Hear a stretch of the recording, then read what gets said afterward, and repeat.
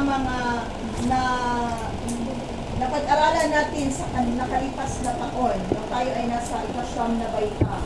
Tinatalakay natin ang sangkap ng pag-ugnay, ang tatlong sangkap ng pag-ugnay. Ano-ano yun?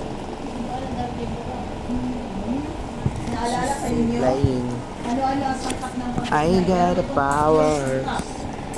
Power. Yes, ayan na. Power. Yes, ayan na. Ha? You want to see my Pasok video? yun? Oh, pogi siya. Ha? Sige. Ano yun?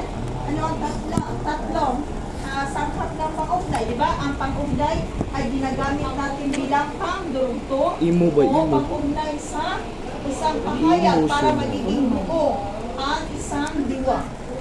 So ganito na merong tatlo. Ha? Okay, pang-ukol. Ano pa? Pang-ukol. Boring.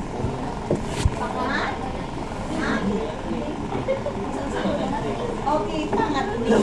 So, ito ang tatlong sangkap ng pang-ugnay.